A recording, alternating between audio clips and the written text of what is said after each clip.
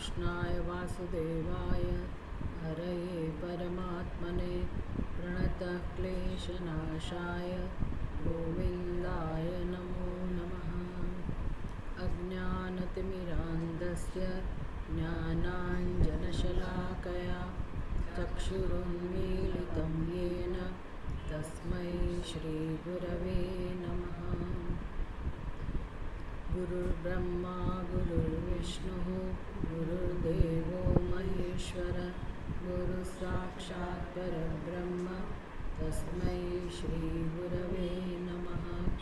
मूकं करोति वाचालं पङ्गुं लङ्घयति गिरिं यत्कृपातमहं वन्दे परमानन्दमाधवम्। श्रीकृष्णाय वासुदेवाय हरये परमात्मने प्रणतः क्लेशनाशाय गोविन्दाय नमो नमः। श्रीमद् भागवत एकादश स्कंद 14वां श्लोक। 13वें श्लोक में उपसंहार किया गया।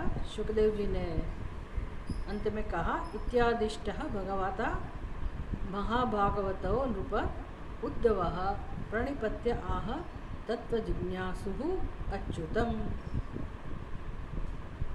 तो भगवान श्री कृष्ण ने उद्धव जी को जो उपदेश दिया, समझाया कि किस प्रकार अभी उद्धव जी आप सारे संसार का त्याग करके भजन में लग जाइए और भगवान की प्राप्ति के लिए अपना जीवन समर्पित करें। इति आदिष्टः, इस प्रकार जिसको आदेश किया गया, उपदेश दिया गया, किसके द्वारा? भगवता, साक्षात भगवान ने जिसको समझाया। महाभागवतः आदिष्टः, किसको समझाया? महाभागवतः, जो भगवान का परम भक्त है, उद्धव जी।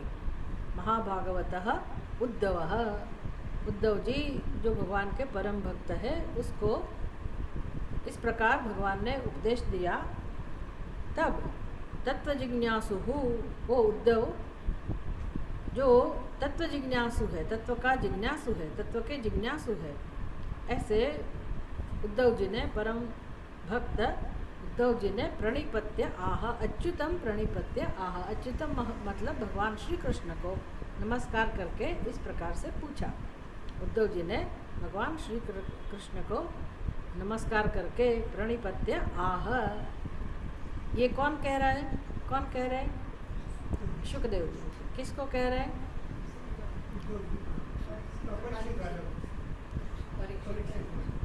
शुकदेव जी का संवाद किसके साथ है? परीक्षित राजा। इसलिए नृप, तो नृप संबोधन है किसका?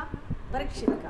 नृप मतलब परीक्षित। हे राजा, हे परीक्षित राजा, इस प्रकार जिसको उपदेश किया गया, ऐसे भगवान के परम भक्त और तत्व के जिज्ञासु उद्धव जी ने भगवान अच्युत को नमस्कार करके इस प्रकार कहा। तो अभी संवाद शुरू हो रहे हैं। तो उद्धव आह, तो किसके बीच में संवाद होगा? उद्धव और अच्युतम। अच्युतम आह, भगवान श्री कृष्ण। अभी जो संवाद शुरू हो रहे हैं उद्धव जी के बीच में और भगवान श्री कृष्ण के बीच में। तो 14th वर्ष, 14वां श्लोक। उद्धव उवाच योगेश योगविन्यास योगात्मन्योगसंभव निःश्रेयसाय मे प्रोक्तः संन्यास त्यागसंन्यासलक्षणः। उद्धव उवाच, उद्धव जी बोले, योगेश योग विन्यास योग आत्म योग आत्मन योग संभव, ये सब भगवान का नाम है, भगवान का विशेषण है। भगवान को संबोधित करते हुए उद्धव जी इस प्रकार कहते हैं, भगवान के अनेक नाम का उपयोग करते हैं। मतलब भगवान के अंदर जो योग शक्ति है, ज्ञान शक्ति है, उसका आवाहन कर रहे हैं उद्धव जी। योगेश, योग के ईश, योगेश, ये सब अच्युत के नाम है, भगवान श्री कृष्ण के नाम है। योग विन्यास,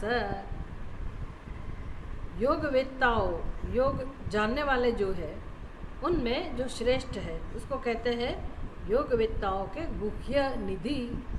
योग विन्यास, तो योग का रहस्य जिसके अंदर छिपा हुआ है, ऐसे भगवान श्री कृष्ण। योग के ईश, योग के स्वामी भगवान श्री कृष्ण। योगात्मन, योगात्मन माने योग स्वरूप, साक्षात योग स्वरूप जिसका है वो। और योग संभव, योग के कारण योग के उत्पत्ति स्थान। योग संभव, योगस्य संभव, जिसके अंदर से योग की उत्पत्ति होती है।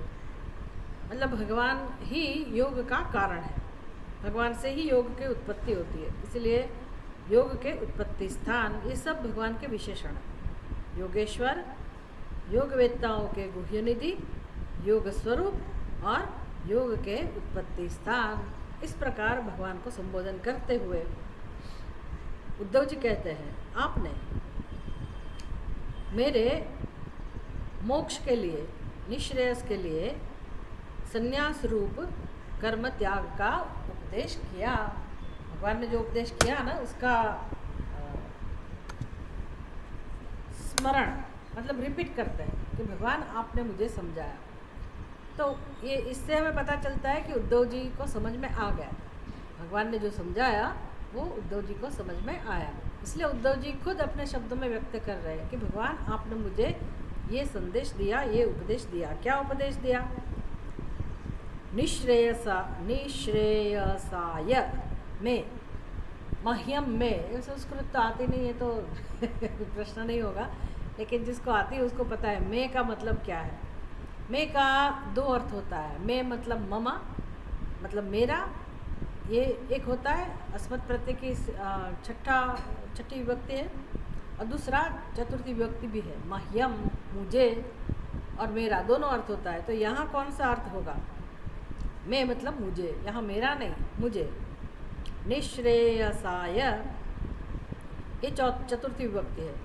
आपने मेरे निश्रेयस के लिए, चलो मैं का अर्थ मम करो तो भी ठीक है, मम निश्रेयसाय, मेरे मोक्ष के लिए, मुझे मोक्ष के लिए, या तो आपने मेरे कल्याण के लिए, मेरे निश्रेयस के लिए, मेरे मोक्ष के लिए प्रोक्तः, प्रोक्तः मतलब आपने मुझे उपदेश दिया, कहा। क्या कहा? त्यागः संन्यास लक्षणः, जिसका लक्षण संन्यास है, यह त्यागः मतलब कर्मयोगः, कर्म त्याग। किसका त्याग? त्यागः संन्यास लक्षण प्रोक्तः, त्याग के बारे में कहा, लेकिन किसका त्याग? मोक्ष के लिए किसका त्याग आवश्यक है? मोक्ष के लिए किसके त्याग की आवश्यकता है? भगवान ने समझाया उसको, सर्वकर्म संन्यास, सर्वकर्म संन्यास, कर्म को तो छोड़ना पड़ेगा। कर्म योग मतलब कर्म का त्याग ही है। दिखता है कि कर्म कर रहा है व्यक्ति, लेकिन अंदर उसको कर्म के साथ कोई आसक्ति नहीं है। हमको अच्छा लगता है कि हम अपनी इच्छा पूर्ति के लिए कर्म भी करते हैं, और मानते क्या है? हम कर्मयोग कर रहे हैं। ये उपदेश नहीं है। हम अपना संसार को चालू रखना चाहते हैं, उसमें आ सकते हैं, और सोचते ऐसा है कि हम तो कर्मयोग कर रहे हैं। ऐसा नहीं है। भगवान ने उद्धव जी को तो ऐसा कर्म का भी त्याग करने को बोला। घर ही छोड़ दो, सगे संबंधी भी छोड़ दो, सब प्रवृत्ति छोड़ छाड़ के आप तीर्थ यात्रा के लिए निकल जाइए और भगवत भजन करें। तो उद्धव जी कहते हैं कि हाँ भगवान, आपने मुझे त्याग लक्षण संन्यास मतलब छोड़ने के लिए कहा। संन्यास लक्षण त्याग, संन्यास रूप कर्म त्याग का उपदेश किया। अभी भगवान ने तो उपदेश दे दिया सीधा सीधा, जो मोक्ष का सही साधन है, साक्षात साधन है, ऐसा उपदेश भगवान ने तो उद्धव जी को दे दिया। उद्धव जी को निमित्त बनाते हुए हमको भी यही उपदेश दे रहे भगवान कि आत्मज्ञान के लिए, मोक्ष के लिए अपना संसार तो छोड़ना ही पड़ेगा, कर्म तो छोड़ना ही पड़ेगा। कर्म छोड़ना मतलब सन्यास, तो सन्यास तो लेना ही पड़ेगा। अभी आप कपड़े बदलते हैं कि नहीं, वस्त्र बदलते हैं कि नहीं, घर का त्याग करते हैं कि नहीं करते हैं, वो अलग बात है, लेकिन सन्यासी तो बनना ही पड़ेगा, क्योंकि मोक्ष का साधन वही है। फिर बाद में कर्म का त्याग करेंगे तो कर्तृत्व का त्याग करने का सामर्थ्य आएगा। पहले राग द्वेष का त्याग, कर्म का त्याग, फिर कर्तृत्व का त्याग, ये सन्यास का स्वरूप है। इसी रास्ते से हम अपने आत्म तत्व को पा सकते हैं, उसका दर्शन कर सकते हैं, समझ सकते हैं। तो भगवान ने तो जो सीधा साधा साधन है वही उद्धव जी को बताया।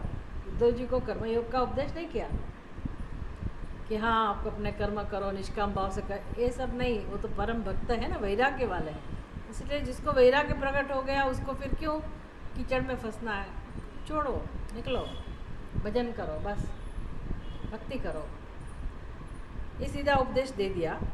लेकिन उद्धव जी हमारी तरफ देखते हुए, मतलब दूसरे लोगों को भी ये लाभ मिले, इसको ध्यान में रखते हुए उद्धव जी भगवान को कह रहे हैं।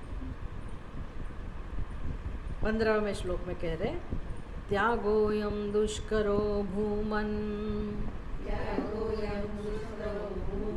कामानां विषयात्मभिः सुतरां त्वयि सर्वात्मन् अभक्तैरिति मे मतिः।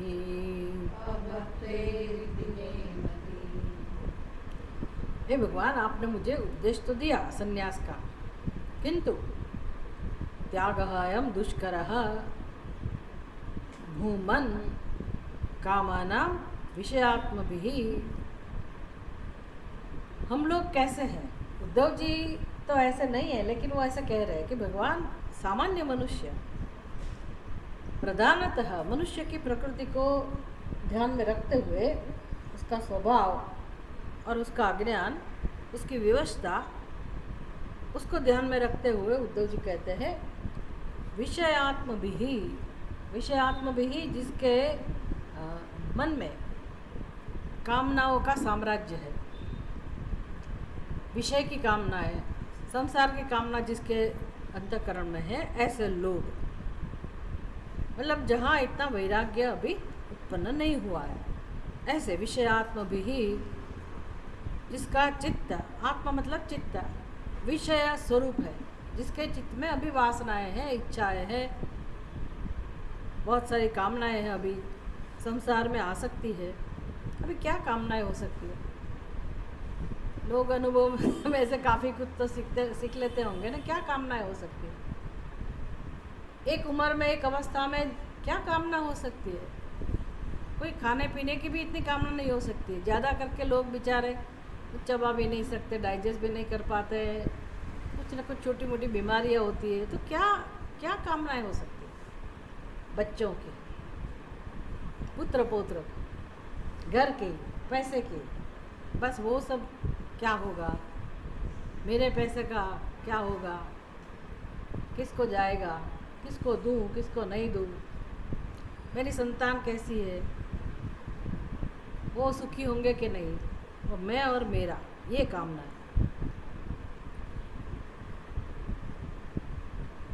तो विषयात्मभिः ऐसे जो लोग हैं जिसके मन में अभी आसक्ति है, चिंता है, इनके लिए हे भूमन, भूमन भगवान का नाम है, सर्वात्मन, सर्व का जो आत्मा है, ऐसे भगवान, हे भूमन, हे सर्वात्मन, अयम त्यागः दुष्करः, इस प्रकार का त्याग दुष्कर है, कठिन है। किस प्रकार का त्याग? सभी कर्मों का त्याग, सब छोड़ना वो तो मुश्किल है। विशेषण भी दिया, किसके लिए मुश्किल है? विषयात्म भी, जिसका मन अभी विषयों में संसार में लगा हुआ है, उनके लिए। सारी कामनाओं को का त्याग करके कर्म का त्याग करना कठिन है। सुतराम त्वयि सर्वात्मन अभक्तै ही इति। अभी उद्धव जी बहुत सुंदर बात कर रहे हैं कि कारण क्या है, त्याग क्यों नहीं कर सकते। अभक्त ही, कैसे लोग हैं, कौन लोग हैं जो त्याग नहीं कर सकते? जो भक्त नहीं है, अभक्त ही। तो इसका मतलब है त्याग के लिए क्या बनना पड़ेगा? भक्त बनना। ऐसा क्यों? भक्त क्यों बनना पड़ेगा? क्योंकि कामनाएं कहाँ रहती है? चित्त में, अंतःकरण। भक्ति कहाँ रहती है? अंतःकरण। बाहर से हम भक्ति करें कि हम मंदिर में रोज जाते हैं, हम इतनी पूजा करते हैं, इतने घंटे, इतना जप करते हैं, इतना ये करते हैं, वो करते हैं, भूखे रहते हैं, व्रत करते हैं, तपस्या करते हैं, तो वो तो भक्ति है, लेकिन वो कौन सी भक्ति है? साधन भक्ति। साधन भक्ति। कोई लोग उसका भी त्याग कर देते, नहीं नहीं हम ऐसे दिखावा में नहीं मानते, इसलिए हम वो सब नहीं करते। जो कर रहे हैं वो सब निकम्मे हैं, खाली दिखावा करते हैं, ऐसे लोग समझते हैं। ऐसा नहीं समझना है, ये सब तो चाहिए ही जीवन में। इस प्रकार का व्यवहार, मंदिर में जाना, भगवान की पूजा करना, जप करना, अनुष्ठान करना, तीर्थ यात्रा अपने जीवन में हो, धर्म हो, दक्षिणा हो, दान हो, ये तो जीवन का तरीका है, जीवन जीने का। लेकिन इससे ऐसा नहीं समझना कि इतना कर लेने से हम भक्त बन जाते हैं। हम लोगों को ऐसे ही समझते हैं कि हाँ ये बड़ा भक्त है।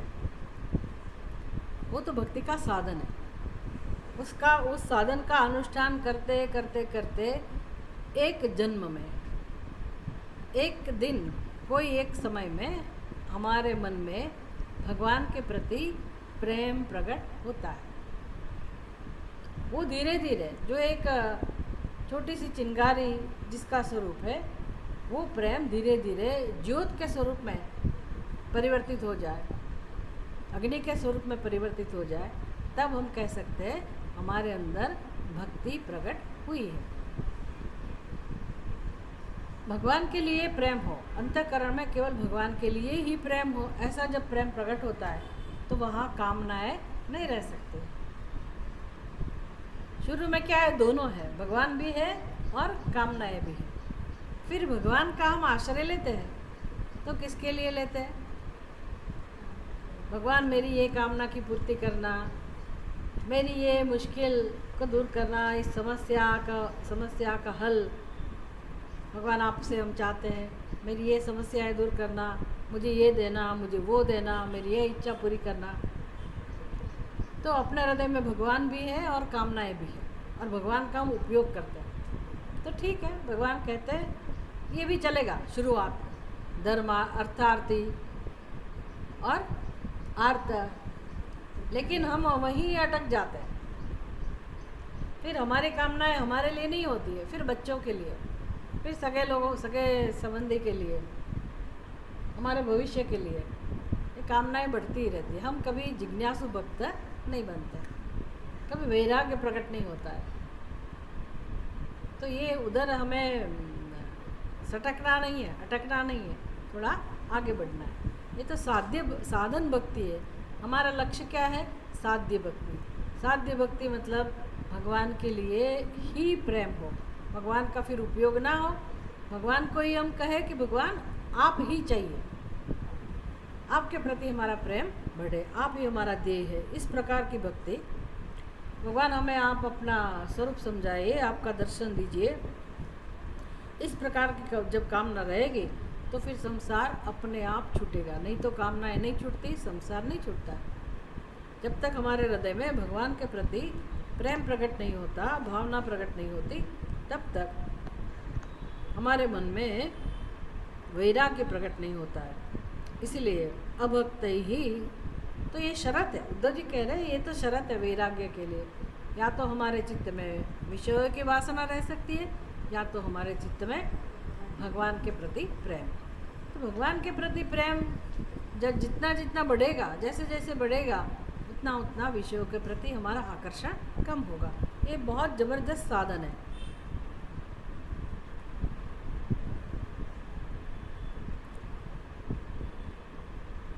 इसलिए दुष्कर अयम त्याग है। भगवान आपने जिस त्याग के बारे में कहा वो त्याग दुष्कर है, खास करके ऐसे लोगों के लिए जिनके हृदय में आपके प्रति भक्ति भाव नहीं है। अभक्त ही अयम त्याग दुष्कर इति मे मति ही। हे भगवान मैं ऐसा समझता हूँ। उद्धव जी कहते हैं भगवान मैं ऐसा समझता हूँ कि ये त्याग आपने उपदेश दिया मोक्ष के लिए, कर्म का त्याग, ऐसा संन्यास जिसका स्वरूप है, ये उपदेश आपने दिया। लेकिन मैं समझता हूँ भगवान सबके लिए ये सरल नहीं है। और कारण क्या है? ये त्याग नहीं होने का कारण क्या बताया? अंतःकरण में कामनाओं का अस्तित्व, और दूसरा भगवान के प्रति भक्ति का अभाव। सोहम ममाहमिति मूढ़मतिर्विगाढ़ः त्वन्मायया विरचितात्मनि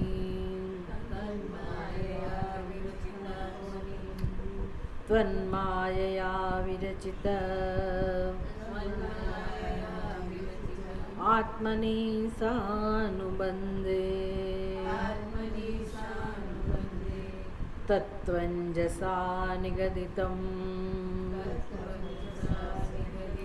भवता यथाहं संसादयामि भगवन् अनुषादिभृत्यम् सोहम ममाहमतिमूढ़मतिर्विगाढ़ः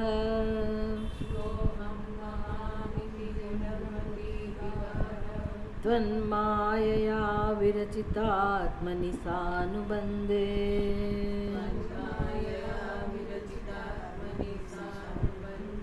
त्वञ्जसा निगदितं भवता यथाहम्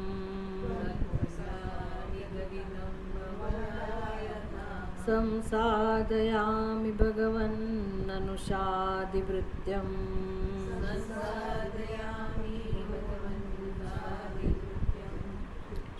सोहम ममाहम इति मूढ़मतिः विगाढ़ः त्वन् मायया विरचित आत्मनि सानुबन्धे तत् त्वमञ्जसा निगदितं भवता यथाहं संसादयामि भगवन् अनुषादिभृत्यम्। नम्रता है ना उद्धव जी के अंदर। तो उद्धव जी खुद का समावेश भी यही लोगों के अंदर कर देते हैं जिनके हृदय में अभी इतनी भक्ति नहीं है, जिसके हृदय में अंतःकरण में अभी विषयों की कामना है। ऐसे लोगों के साथ अपने आप को जोड़ देते हैं उद्धव जी। ये नम्रता है। और कहते हैं सोहम सह अहम। सह अहम मतलब यह मैं हूँ। हमारी बुद्धि में ये ख्याल है ना, सह अहम, ये तो पुल्लिंग है। सह अहम मतलब मैं तो ये फलाना फलाना व्यक्ति हूँ, इसको कहते हैं सोहम। सोहम मतलब पूर्ण हम ऐसा नहीं, शिवो हम ऐसा नहीं। सह अहम मतलब सबकी बुद्धि में ऐसा ख्याल है, मैं इस व्यक्ति हूँ, मैं फला भाई हूँ, मैं फलानी बहन हूँ। अपना एक नाम है ना, अपना एक व्यक्तित्व है। वो देहात्म बुद्धि इसको कहते हैं। सो हम, मैं ऐसा हूँ, ऐसा ही मैं हूँ। सो हम, हे नाथ मैं ऐसा ही हूँ। ममा अहम, यह मैं हूँ, यह मेरा है। ऐसा ही मैं भी हूँ, यह मैं हूँ, यह मेरा है। इस प्रकार की मूढ़ बुद्धि से युक्त होकर मैं आपकी माया से विरचित देह और स्त्री पुत्रादि संबंधियों में निमग्न हो गया हूँ। तो संसारी का वर्णन कर रहे हैं। संसारी जिस प्रकार का होता है, उद्धव जी कहते हैं मैं भी ऐसा ही हूँ भगवान, अभी मैं इतने योग्य नहीं हूँ, इतना योग्य नहीं हूँ हे नाथ, मैं ऐसा ही हूँ, ऐसा मैं भी हूँ, मतलब संसारियों का जैसा मैं हूँ। सोहम मम अहम इति, ये मेरा है, यह मैं हूँ, यह मेरा है, इस प्रकार मूढ़मति ही विगाढ़, विगाढ़ मतलब ऐसी मूढ़मति के साथ युक्त होकर, मूढ़मति ही विगाढ़, ऐसी मूढ़मति मेरी भी है। क्या कारण है इसमें? मूढ़मति का कारण क्या है? अज्ञान, अविद्या, माया। इसलिए कहते हैं त्वन् माया विरचित, आपकी माया से। ये तो भागवत है ना, इसलिए सीधा कहेंगे माया से, लेकिन हमें पता है कि समष्टि स्तर पे उसको माया कहते हैं और व्यष्टि स्तर पे अविद्या। ऐसा नहीं समझना माया मतलब माया के कारण मैं ऐसा हूँ, मैं ऐसी हूँ, तो मतलब माया तो भगवान की है, तो मेरे दुख के लिए, मेरी मूढ़मति के लिए कौन जिम्मेदार है? भगवान की माया। तो मतलब इसमें मेरा मुझे कुछ नहीं करना है, क्योंकि हम तो असहाय है, हम माया के प्रभाव में हैं, ऐसा नहीं समझना है।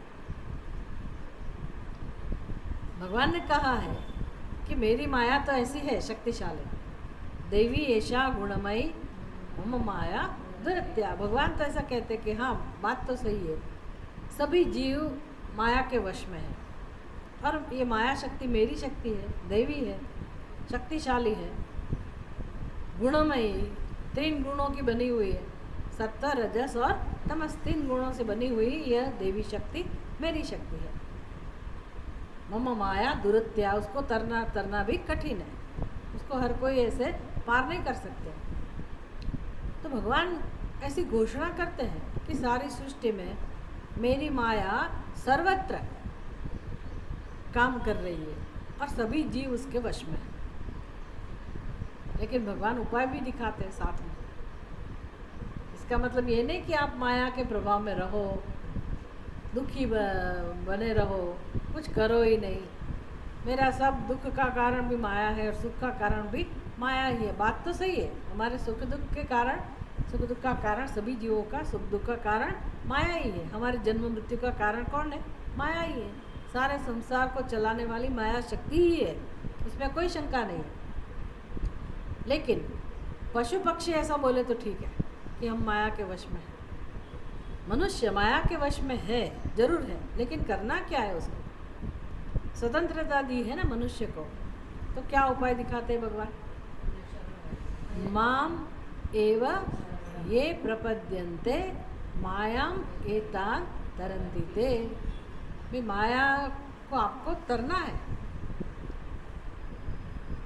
माया से पार उतरना है, माया के वश में नहीं रहना है।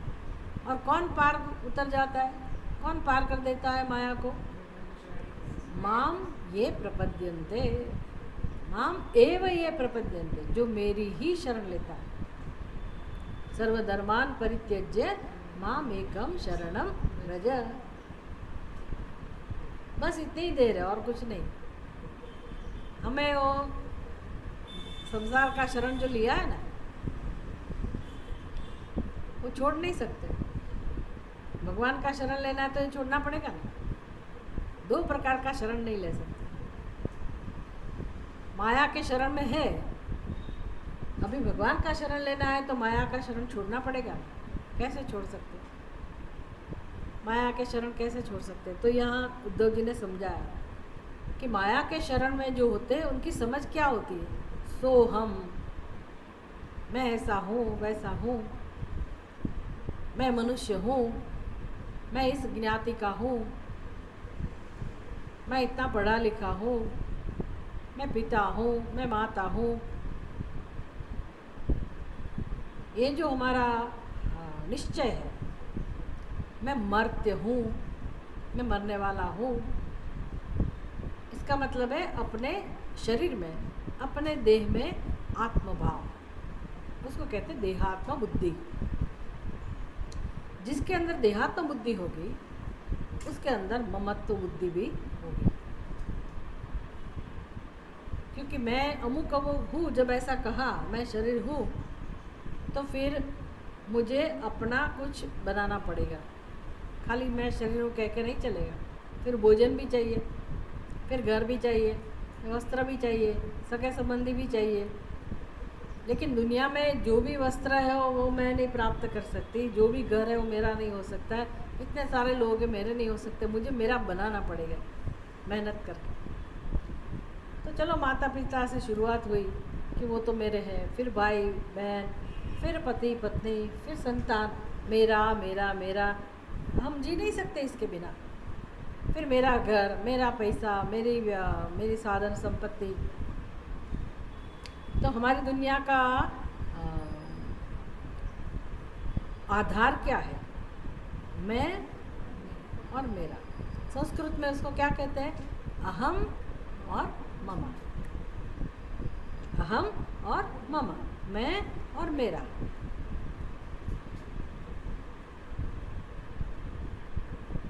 मैं मतलब अहम भाव किस में है? इस शरीर में। फिर कभी सोचते नहीं है कि शरीर मुझे मिला है, शरीर मैंने उत्पन्न नहीं किया, मेरे माता पिता ने भी उत्पन्न नहीं किया, वो तो निमित्त है। शरीर 5 महाभूत का बना है। 5 महाभूत किसका सर्जन है? परमात्मा का सर्जन। मुझे मिला है इतना सुंदर शरीर, मनुष्य का शरीर मुझे मिला है। तो ठीक है, व्यवहार के लिए मैं उसको मैं ऐसा कह सकती हूँ, लेकिन समझ क्या स्पष्ट होनी चाहिए? ये शरीर मेरा नहीं है।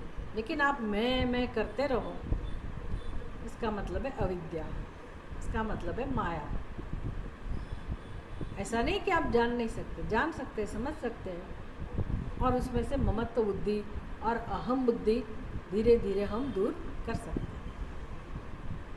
ज्ञान के साथ, समझ के साथ कि भगवान की व्यवस्था है, भगवान ने शरीर दिया है, उसका कोई विशेष प्रयोजन है, कोई लक्ष्य है, कोई ध्येय है, कुछ काम करने के लिए भगवान ने ये शरीर दिया है।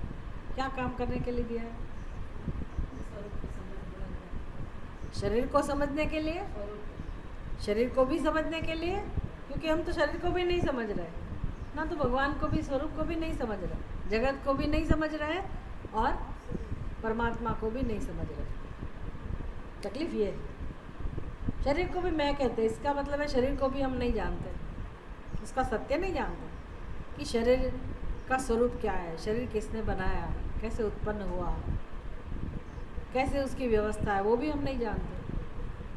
कितने समय तक ये चलेगा ये भी नहीं जानते। शरीर के बारे में कुछ नहीं जानते, लेकिन मैं करते घूमते रहते। अभी जिसको मैं कहते हैं उसके बारे में पता तो होना चाहिए ना, लेकिन डाइजेशन नहीं होता है, पेट में दर्द है, तो हमें कुछ नहीं पता क्यों ऐसा है। सिर दर्द है तो हमें कुछ नहीं पता। जब जिसके बारे में कुछ पता ही नहीं तो उसको मैं कह सकते हैं, लेकिन बस मैं चलता रहा। इसको कहते हैं मूढ़मति। इसका मतलब है माया का प्रभाव, माया के प्रभाव में रहना। लेकिन हम जब जान लेंगे तो फिर माया के प्रभाव में नहीं रहे, मतलब ये अज्ञान नहीं रहेगा। माया के प्रभाव में नहीं रहना, इसका मतलब क्या है? ये जो स्पष्टता नहीं है हमारे अंदर कि ये शरीर कभी आत्मा का स्थान नहीं ले सकता है, शरीर कभी भी मेरा स्वरूप नहीं हो सकता है, ये समझ आ जाएगी। इसका मतलब हम माया के प्रभाव में नहीं है, ये समझ प्राप्त करनी पड़ेगी। तो मैं शरीर को जब मैं मेरा नहीं कहूँगी तो इसका मतलब है शरीर का त्याग हुआ। तो फिर जिसको मेरा कहती हूँ, जब शरीर ही मेरा नहीं है तो जगत की कौन सी चीज़ मेरी रहेगी, कौन सी व्यक्ति मेरी रहेगी? व्यक्ति रहेंगे लेकिन मेरा नहीं रहेगा। समझ में आया? आपके बाल बच्चे सब सही सलामत रहेंगे, कोई मर नहीं जाएगा, घर भी टूट फूट नहीं जाएगा, पैसा भी कोई ले नहीं जाएगा, सब वहाँ का वहाँ ही रहेगा, अपने खाते में ही रहेगा। बेघर नहीं हो जाएंगे आप, सब रहेगा, शरीर भी सलामत रहेगा, सब चीज़ें भी, लेकिन समझ हमारी बदल जाएगी। हमारी समझ किस प्रकार की है? मैं और मेरा, ये अविद्या। इसको छोड़ के सर्वधर्मान परित्यज्य माम एकम शरणम व्रज, मतलब अपने आत्मस्वरूप को जानना, परमात्मा को आत्म रूप में जानना। तो भगवान की शरण में जो जाएगा फिर माया मिताम तरंते, अज्ञान को फिर वो पार कर जाएगा, संसार को पार कर जाएगा। फिर कौन सा संसार है बताइए? जब मैं मेरा जिसकी बुद्धि में नहीं है उसको कौन सा संसार पार करना है?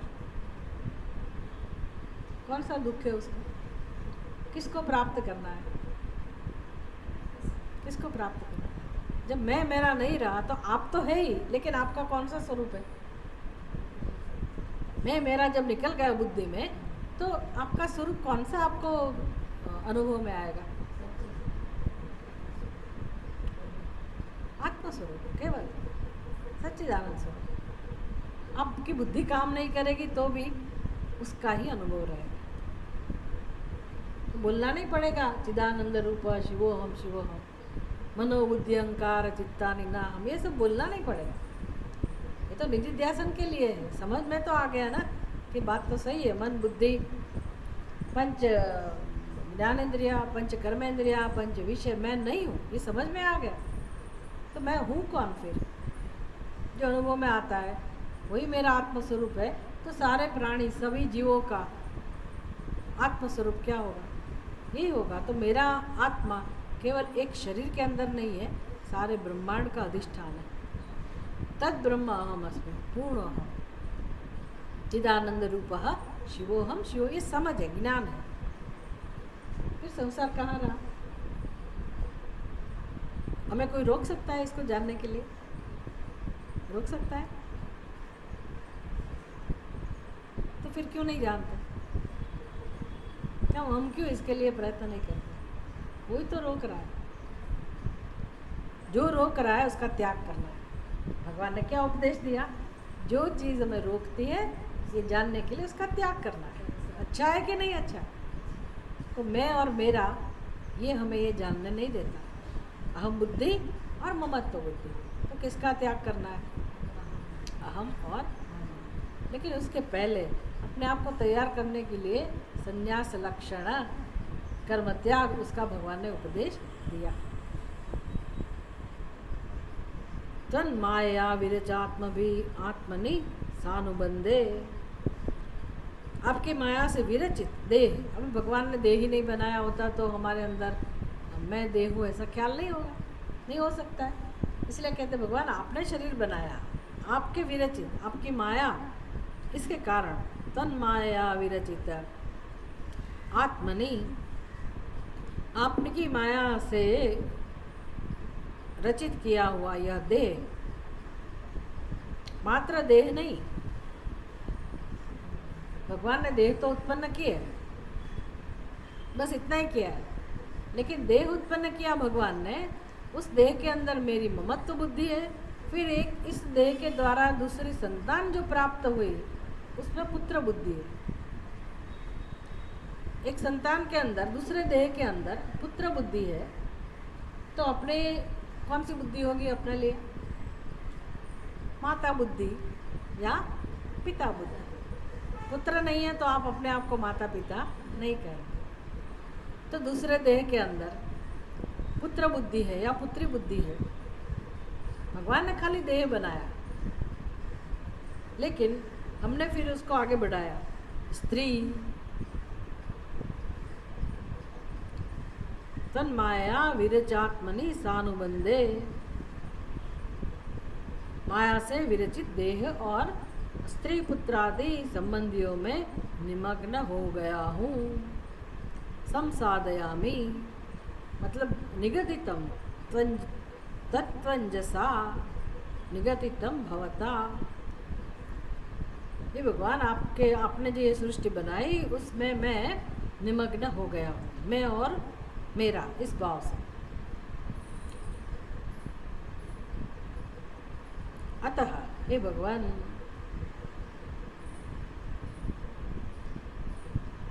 यथा अहम संसादयामि अंजसा, अतः हे भगवान इस दास को संक्षेप से कहे हुए इस संन्यास तत्व का इस प्रकार उपदेश कीजिए जिससे कि मैं सुगमतापूर्वक उसका अनुष्ठान कर सकूं। मतलब ये आपने जो उपदेश दिया उसका पालन मैं कर सकूं, इस प्रकार से मुझे समझाइए। आपने तो खाली बोल दिया छोड़ दो, तो वो तो हम भी जानते हैं, छोड़ दो, लेकिन छूटता नहीं तो कैसे छूटेगा, उसका उपाय हमें दिखाइए कि हम ऐसी स्थिति में हैं, हम अचानक सब कुछ छोड़ नहीं सकते, तो भगवान हमें प्रेम से, सरलता से हम इसका त्याग कर सके, उस प्रकार से हमें समझाइए, विषय को समझाइए, इस प्रकार उपदेश कीजिए जिससे कि मैं सुगमतापूर्वक उसका अनुष्ठान कर सकूं, उसका पालन कर सकूं। अनुषादि भृत्यम, भृत्यम मतलब दास, मैं आपका दास हूँ, मैं आपका भक्त हूँ। और यथा अहम संसादयामि तत्वम अंजसा, संसादयामि, हे भगवान अनुषादि भृत्यम, भगवान अनुषादि भृत्यम, हे भगवान आप मुझे उपदेश दीजिए। अनुषादि गीता में कौन सा शब्द है पता है? भगवद गीता में। यहाँ उद्धव जी और भगवान श्री कृष्ण के बीच में संवाद है, ठीक है। भगवद गीता में अर्जुन और श्री कृष्ण, भगवान उपदेश बाद में देते हैं। अर्जुन पहले भगवान से प्रार्थना करते हैं, क्या कहते हैं अर्जुन? शिष्यस्ते हम शादी मां ताम प्रपन्नम। यहाँ क्या कहते हैं? अनुशादी, वही एक ही बात है, शादी माम, यहाँ अनुशादी। भगवान इस प्रकार से मुझे उपदेश दीजिए, मेरा संचालन कीजिए, क्योंकि मैं आपका दास हूँ। उधर अर्जुन क्या कहते हैं? शिष्य अहम, शिष्यस्ते हम, मैं आपका शिष्य हूँ। इतना तो कबूल करना पड़ेगा, भगवान के पास जाके इतना तो हमें स्वीकार करना पड़ेगा, मतलब अपने आप को घोषित करना पड़ेगा कि मैं शिष्य हूँ, तभी भगवान गुरु बनेंगे। भगवान कभी गुरु नहीं बने अर्जुन के, कब गुरु बने? भगवान ने जाके ऐसा नहीं कि अर्जुन मैं ज्ञानवान हूँ, मैं पूर्ण पुरुषोत्तम हूँ, मैं अवतार हूँ, मैं तुम्हारे साथ में हूँ, तुम मेरा परम भक्त हो, इसलिए मैं तुम्हें मोक्ष के लिए उपदेश देता हूँ। भगवान ने ऐसा कभी घोषित नहीं किया। भगवान गुरु नहीं बने, सब लोग गुरु बनते हैं, पता है। मैं मंत्र देता हूँ तुम्हें, मैं तुम्हें दीक्षा देता हूँ, आ जाओ, ऐसे थोड़ी गुरु बनते हैं। इसको गुरु कहते भी नहीं। भले मैं टाइटल लगा दूँ, जगत गुरु, सदगुरु, जितना भी लगाना, और करोड़ों करोड़ों लोग भी मेरे पास आए, इतने सारे आए लोग, लेकिन वास्तव में जो गुरु का काम है वो नहीं होता है। क्यों नहीं होता है? क्योंकि वहाँ कोई शिष्य है ही नहीं। हमें गुरु बनाना पड़ेगा। व्यक्ति स्वयं गुरु नहीं हो सकती है, हमें उसको गुरु बनाना पड़ेगा। अभी सभी व्यक्ति के पास जाके तो हम नहीं कह सकते कि आप मेरे गुरु बनिए, ऐसा तो नहीं कह सकते। तो मुंडक उपनिषद में क्या उपदेश दिया? परीक्ष्य लोकान कर्मचितान निर्वेदम आयात ब्राह्मणः नास्ति अकृतः कृतेन सविज्ञानार्थम गुरुमेव अभिगच्छेत् समित पाणि ही श्रोत्रियम ब्रह्मनिष्ठ। ये तो श्लोक पक्का कर लेना चाहिए, कंठस्थ कर लेना चाहिए। इतना सारा उपदेश आ गया उसके अंदर। अथा तो ब्रह्म जिज्ञासा, सारा रहस्य उसके अंदर है। हमें जाके बोलना पड़ेगा, श्रोत्रिय ब्रह्मनिष्ठ के पास जाके बोलना पड़ेगा, नहीं तो सारी ना बात करना तो सबको आता है। अभी मेरे यहाँ वो जो कचरा उठाने आता है ना व्यक्ति, अच्छा काम है उसका, हमारा तो सफाई हो जाती है। समाज उसकी तरफ देखता है कि ये कचरा उठाने वाला है, ठीक है, उसका काम कर रहा है, लेकिन वो भी इतनी बढ़िया बातें बोलता है। जब बोलता है तो हमको आश्चर्य लगता है। ऐसे आप प्रवचन में सुनेंगे, ऐसी ऐसी बातें बोलता है। शरीर के बारे में बोलेगा, गर्मी के बारे में, कुदरत के बारे में बोलेगा, भगवान के बारे में बोलेगा। उनको लगता है कि ये कैसे प्रवचन देने लगा, उसको भी आता है। आता तो सबको है, तो हम क्या किसी को ऐसे गुरु बना सकते? श्रोत्रियम ब्रह्मनिष्ठम सब तम एव अभिगच्छे। निर्वेदम आया, निर्वेदम माने वैराग्य, वैराग्य प्राप्त करके ऐसे गुरु के पास जाना चाहिए। भगवान मतलब उपनिषद में ऐसे मार्गदर्शन दिया जाता है।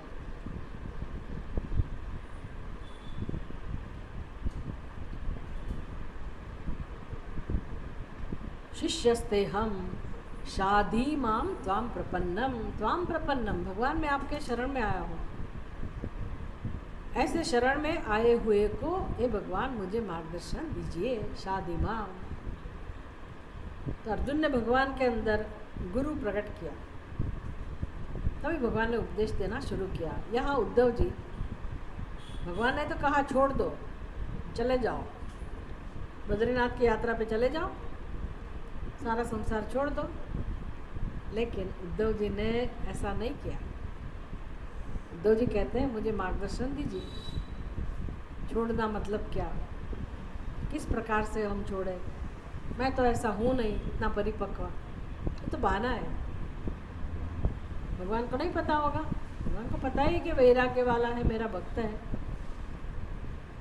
लेकिन हमको भी जानने को मिले, इसलिए निमित्त बनकर उद्धव जी ने भगवान से कहा भृत्यम अहम, भृत्यम अहम, मैं जो आपका दास हूँ, ऐसे मुझको हे भगवान अनुशादी, अनुशादी मतलब मार्गदर्शन दीजिए, इस प्रकार से मार्गदर्शन दीजिए। यथा अहम संसादयामी, जिससे कि मैं, साधयामी मतलब क्या है, साधयामी मतलब प्राप्त करना, अनुष्ठान करना। जैसे हम कोई कार्य हाथ में लेते हैं तो उसका अभ्यास करते हैं, बार बार कुछ चीज़ हमें सीखनी है तो बार बार प्रैक्टिस करेंगे ना, उसको कहते हैं साधयामी। मैं उसको सिद्ध कर रही हूँ, मैं ये सीख रही हूँ। जैसे बच्चा साइकिल सीख रहा है तो अभी अभी उसने सीखना शुरू किया, अभी आता नहीं है, लेकिन कब आएगा? एक बार चलाने से आ जाएगी? नहीं, बार बार चलाना पड़ेगा, प्रैक्टिस करनी पड़ेगी, उसको हम अभ्यास कहते हैं। तो उसको संस्कृत में कहते हैं साधना, ये चीज़ को हम साध रहे हैं। साधना शब्द ही उसमें से आया, साधना मतलब हमें प्राप्त करना, साधयामी, मैं उसको प्राप्त कर सकूं, इसका अनुष्ठान कर सकूं। यथा अहम संसाधयामी, अच्छी तरह से प्राप्त कर सकूं। क्या प्राप्त करना है? मोक्ष की बात है। तत्वम अंजसा,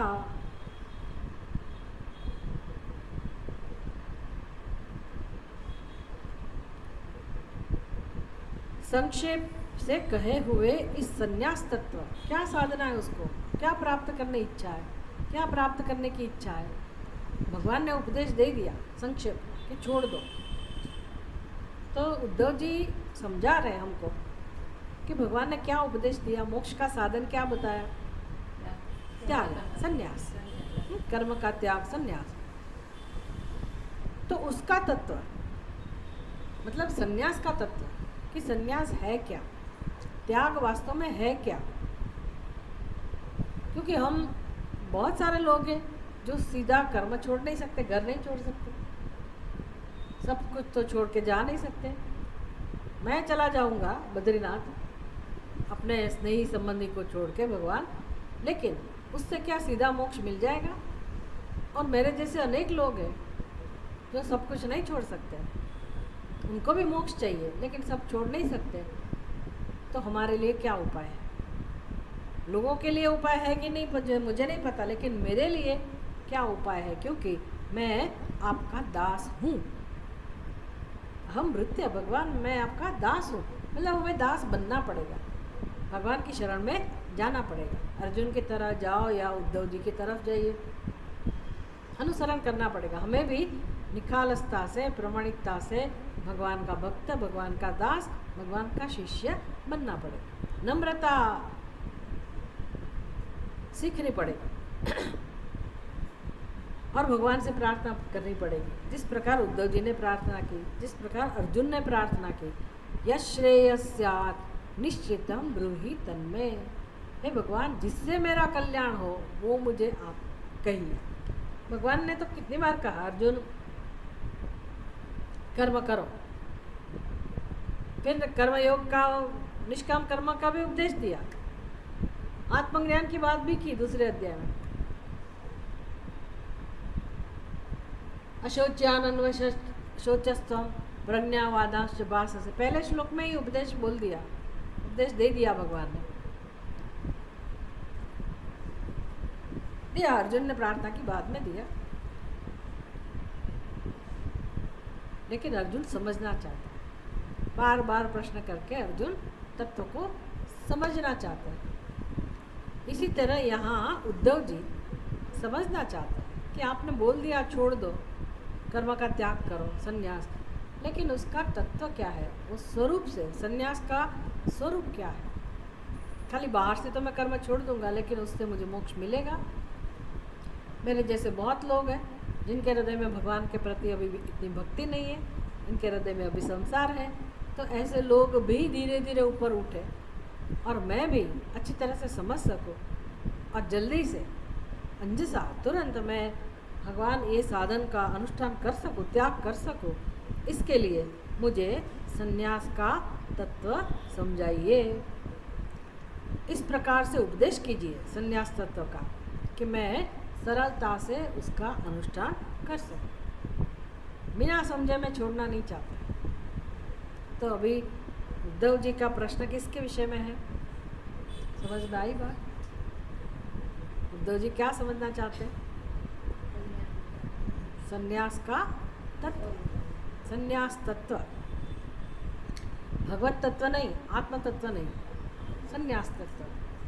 संन्यास का लक्षण क्या है? संन्यास किसको कहते हैं? मात्र कर्म छोड़ना, घर छोड़ना, स्नेही संबंधी को छोड़ना, यही संन्यास है। इससे मोक्ष मिल जाता है।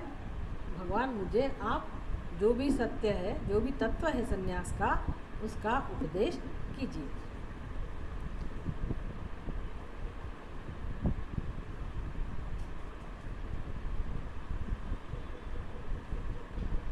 सत्यस्य ते स्वदृशम् आत्मन आत्मनोऽन्यम्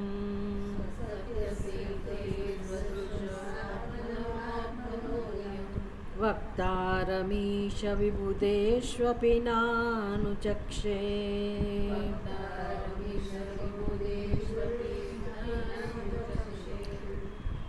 सर्वे विमोहित धियस्तव मायये मे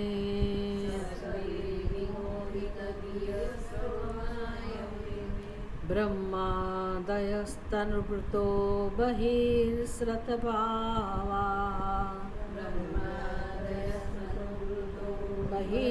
बहिरर्थभावा सत्यस्य ते स्वदृशम् आत्मनः आत्मनः अन्यं वक्तारम् ईश विबुधेषु अपि नानुचक्षे सर्वे विमोहित धियः तव मायया इमे ब्रह्मादयः तनुभृतः बहिः अर्थभावाः। संस्कृत का ये श्लोक, संस्कृत तो भागवत का संस्कृत तो इतना कठिन है कि पूछिए मत। इसको हम पढ़ भी नहीं सकते, ठीक से उच्चारण नहीं कर सकते, पदच्छेद करना पड़ेगा, सभी शब्दों को समझना पड़ेगा, फिर अन्वय, फिर अर्थ, पहले पदच्छेद, फिर अन्वय, फिर पदार्थ, फिर उसका भाषांतर। कितना कठिन है। लेकिन ऐसे हम खाली सुनते रहेंगे तो नहीं आएगा, हमें सीखना पड़ेगा। कम से कम पदच्छेद कर सकते हैं। सत्यस्य ते स्वदृशम आत्मनः आत्मनः अन्यम वक्तारम ईश विबुधेषु अपि न अनुचक्षे सर्वे विमोहित धियः तव माया इमे ब्रह्मादयः तनुभृतः बहिः अर्थभावः। उद्धव जी कह रहे आगे, हे भगवान, अभी आगे इसके पहले के श्लोक में जो भगवान शब्द था उसको कंटिन्यू कर सकते हैं। अनुवृत्ति, हे भगवान, सत्यस्य ते स्वदृशम, आप सत्य स्वरूप स्वयं प्रकाश आत्मा ही है। मतलब आप साक्षात आत्मस्वरूप है। सत्यस्य आत्मनः स्वदृशम, आप सत्य स्वरूप स्वयं प्रकाश आत्मा ही है। आपसे अच्छा,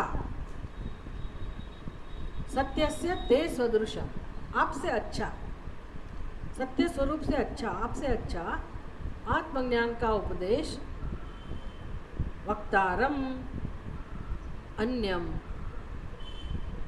न अनुचक्षे।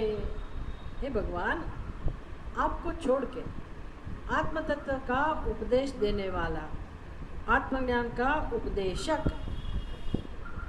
मुझे देवताओं में भी नहीं दिखता। आत्मनः अन्यम वक्तारम, आपसे दूसरा वक्ता, उपदेष्टा, न अनुचक्षे, मैं नहीं देखता हूँ, मुझे दिखलाई नहीं दे रहा है, देवताओं में भी नहीं।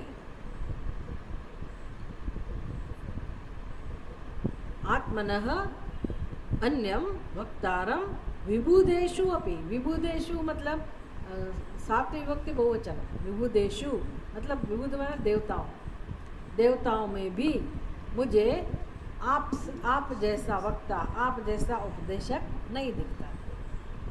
मनुष्य की तो बात ही नहीं रही, देवताओं में भी मैं किसी को गुरु समझ सकूं, अच्छा उपदेष्टा देख सकूं, ऐसा मुझे नहीं लगता है। मुझे मिले मतलब आपके जैसा वक्ता, ऐसा मैं नहीं देख रहा। अभी जब भगवान सामने खड़े हैं तो कौन दूसरी जगह जाएगा उपदेश के लिए? ये समझना है हमें। जीवन में अगर कल्याण चाहते हैं तो भगवान ने जो व्यवस्था की है, जहाँ से हमें ज्ञान प्राप्त हो सकता है, अगर वो श्रेष्ठ है तो फिर हमें दूसरी जगह जाना नहीं है। नचिकेता भी कहता है यमराजा कि यमराजा ने बहुत कैसे कहा कि ये तो अत्यंत सूक्ष्म है, कठिन है, देवताओं के लिए भी उपलब्ध नहीं है।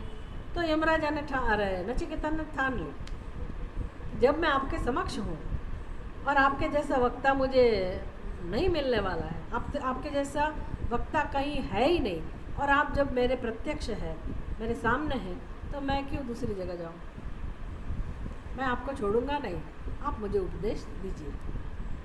उद्धव जी भी कहते हैं कृष्ण भगवान को, मैं कोई देवताओं में भी आप जैसा वक्ता नहीं देख रहा हूँ, तो आपसे अच्छा वक्ता, आत्मा का उपदेश देने वाला कौन मिलेगा? कोई नहीं मिलेगा। इसलिए हे भगवान, मुझे आप उपदेश दीजिए।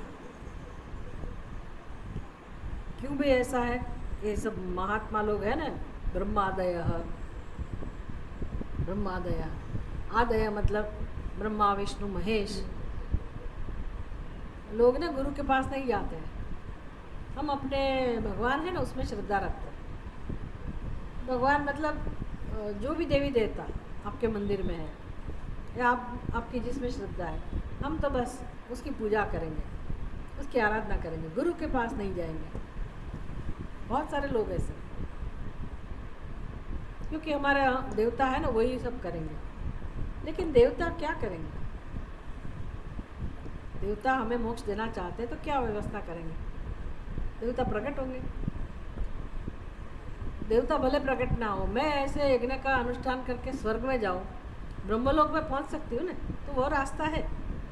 मैं ब्रह्मलोक में जाऊं, फिर उधर जाके कैसे मोक्ष मिलेगा? सत्संग करते हो? ऑनलाइन सत्संग नहीं करते? क्लास में कभी देखा नहीं?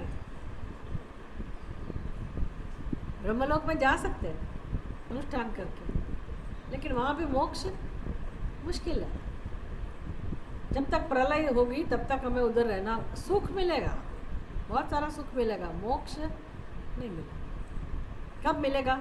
जब ब्रह्मा जी उपदेश करेंगे तब। क्या उपदेश करेंगे? भले दिव्य लोक होगा, ब्रह्मा जी भी दिव्य स्वरूप वाले होंगे, तेजस्वी होंगे, क्या क्या नहीं होगा, आप भी ऐसी व्यवस्था हो, लेकिन उपदेश क्या होगा? आपको क्या लगता है मोक्ष का उपदेश क्या होगा? अभी तक ये स्पष्ट नहीं है आपको कि उपदेश किससे होता है, उपदेश किसको कहते हैं?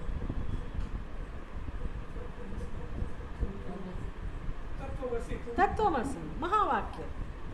उपदेश क्या है? तत्वमसि। यही उपदेश देना है। ब्रह्मलोक में जाइए, स्वर्गलोक में जाइए, ब्रह्मा जी, विष्णु, महेश, कहीं भी जाइए, ये साक्षात श्री कृष्ण भगवान ने यही तो समझाया। अर्जुन को क्या समझाया? तत्वमसि तो समझाया, दूसरा कोई उपाय है ही नहीं। तो मुझे यहाँ पृथ्वी लोक में एक कोने में एक छोटी सी जगह पे अगर तत्वमसि कोई समझा रहा है तो समझने का काम तो मेरा है ना। सामने वाली व्यक्ति, उसका मोक्ष हुआ कि नहीं हुआ, लेकिन मुझे समझ में आता है तो मेरा काम तो हो जाएगा कि नहीं हो जाएगा। बुद्धिमान व्यक्ति इसको कहते हैं कि उपदेश का साधन तो यही है, तत्वमसि। उद्धव जी तो स्पष्ट कह देते कि ये ब्रह्मा आदि भी, इतने बड़े बड़े देवता भी, समस्त देहधारी आपकी ही माया से, ये सब भी आपकी माया के वश में ही है, तभी तो अपना पद संभाल रहे हैं ना। ब्रह्मलोक में वो अपना स्टेटस है, ब्रह्मलोक के राजा है, जो माया में फंसे हुए हैं, नहीं तो वो मुक्त होंगे। क्यों ऐसा उसने पसंद किया? यमराजा कहते हैं नचिकेता, हे नचिकेता, मैंने ये यज्ञ का अनुष्ठान किया, मेरे अंदर इतना वैराग्य नहीं था, मुझे ये पद की चाहना थी, इसलिए मैंने यज्ञ किया और अभी मुझे ये पद मिला है। लेकिन तुम तो वैराग्य वाले हो, तुमने तो ऐसे पद की कामना भी नहीं की, सीधी मोक्ष की कामना की।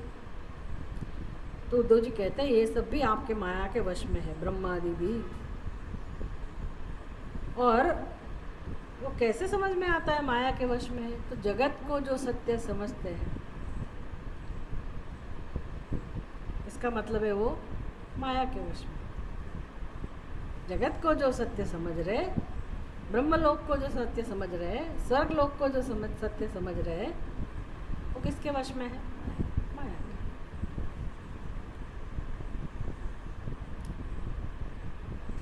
इसलिए मुझे आपसे उपदेश चाहिए।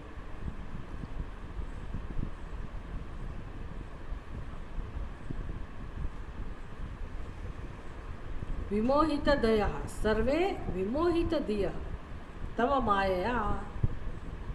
आपकी माया के कारण सर्वे विमोहित दिया, सबकी बुद्धि विमोहित है, मतलब जो बाह्य पदार्थ है ही नहीं, ऐसी सृष्टि है ही नहीं। सृष्टि में कोई भी एक पदार्थ, कोई भी एक नाम रूप स्वतंत्र अस्तित्व वाला नहीं है, सब माइक है। ये तो अच्छी तरह से उपनिषद का अध्ययन जो करता है उसको ही समझ में आएगा कि एक भी पदार्थ सत्य नहीं है। पाताल लोक हो, पृथ्वी लोक हो, ब्रह्मलोक हो, ब्रह्मा जी हो, विष्णु हो, ये तो बड़ा वैराग्य चाहिए उसके लिए, नहीं तो हमारे देवता को आप मिथ्या कहते हैं तो फिर दुख होगा। मुझे रामकृष्ण परमहंस की याद आती है। उसको बहुत तकलीफ होती थी, फिर उसके गुरुजी तोता राम, तोतापुरी आए, उसको पूछा मैं क्या करूं, तो उसने बोला कि आपकी तलवार से काली का मस्तक छेद दो। अभी काली के इतने उपासक, काली सर सब कुछ उनके लिए, उसका मस्तक कैसे काट सकते हैं? और ऐसे गुरु कह रहे हैं, तो क्या काली का मस्तक काटना ऐसा कह रहे हैं? भले शब्द ये हो, कह क्या रहे? काली स्वतंत्र अस्तित्व नहीं है।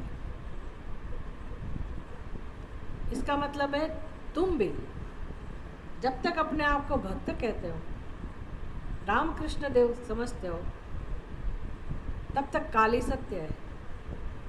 जब तुम ही नहीं हो तो काली कहाँ रही? काली भी नहीं है ना। जब तुम ही नहीं हो, भक्त भी नहीं हो, तो भगवान भी नहीं है। ये भयजनक है स्टेटमेंट। काली नहीं है, भगवान नहीं है, इसका मतलब क्या? तुमसे जुदा कोई भगवान, ये समझ में, सब भगवान ही है। काली भी भगवान ही है, लेकिन उसका तत्व रामकृष्ण परमहंस से भिन्न नहीं है।